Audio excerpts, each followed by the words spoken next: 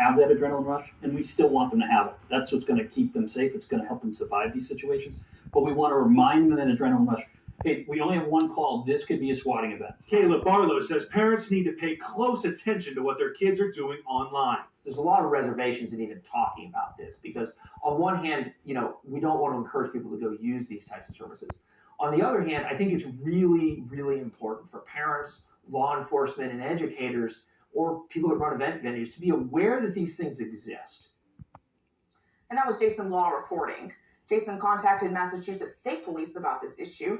A spokesperson told him, quote, "We are familiar with these sites and aggressively work in coordination with our federal and local partners to identify and bring charges against their creators or owners, as well as those who utilize these services to generate threats." Here for you tonight at 11, in honor of Women's History Month, the Sisters of Strength Empowerment Ministry held a networking brunch this afternoon. The event celebrates triumphant wins of pioneers who inspire other women throughout spirituality, sciences, politics, business, and education. And News Center 7's own Letitia Perry spoke at the event. We talked to attendees about the importances of today's event. Every single person in this building was a leadership in their own right. And so it's just a lot of energy, a lot of women celebrating one another and men celebrating women. It's just such a powerful event, a wonderful way to really bring in Women's History Month.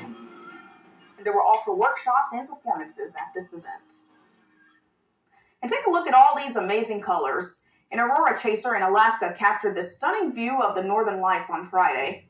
Vincent Lavina is behind the camera. He said he could not believe what he saw, stating it was the most insane aurora of my life. The lights have been seen by others across North America, including Washington, Idaho, Montana, and 7 other states this week.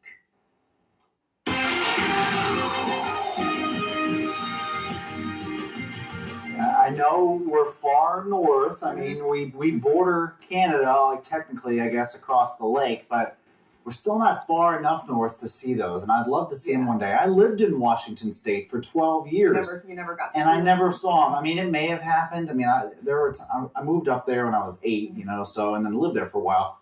But maybe I was too young. Maybe I was in bed. And I've even been to Alaska twice. Hadn't seen them. So maybe we'll see them here one day. We saw a lot of wind today, that's for sure. Definitely. I was actually out this morning at Carillon Park. The Boy Scout Camporee Miami Valley Council is there. I think they're still camping out there, and got to speak with them. And it's funny, as I was out there, something I noticed, you have to realize, one, the ground is saturated. Plus, we had the strong wind. I actually saw a tree fall over on the hill. We were doing a little class of the history on the Hill building, if you're familiar with the park. And right behind it is a hill. And so I saw one of those trees fall. Thankfully, there were no scouts nearby, but it was certainly a windy day. I thank them for inviting me. I taught them about meteorology, what it takes to be a meteorologist, jobs you can do. And look at that, back there, Storm Tracker.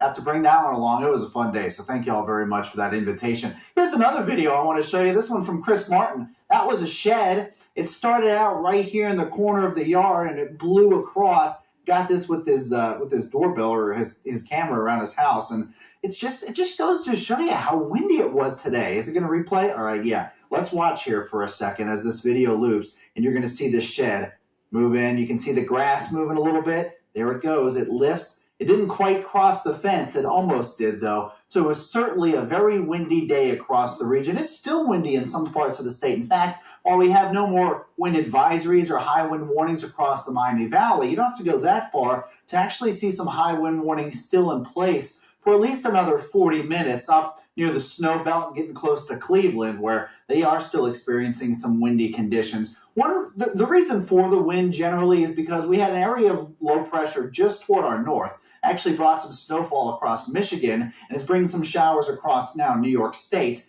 And then you have this area of high pressure in the south, which areas of high pressure usually associated with pleasant weather, which is good for them because they had such a rough night last night. And then an area of low pressure for us usually associated with unsettled weather. And that's what you're seeing with the rain and snow. These were a lot closer together earlier in the day. And so the circulation around high pressures and low pressures, you can see low pressure is counterclockwise, high pressure is clockwise. And so when they're close together, it really pulls a lot of that wind. But they're starting to spread apart a bit, so we're not seeing as strong wind across the Buckeye State. But we are seeing some snow now moving into Canada, a little bit of rain shower activity in New York State, but we're quiet here for the most part. It is cool, though.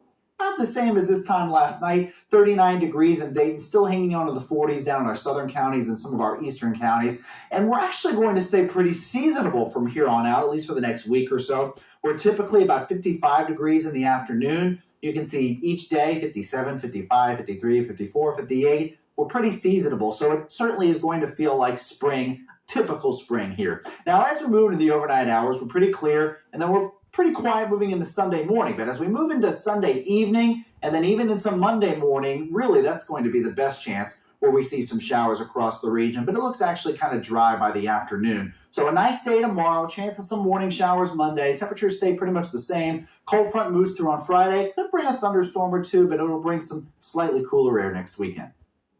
All right, thank you, Robert. The Ohio Full court coverage, sponsored by McAfee Heating and Cooling.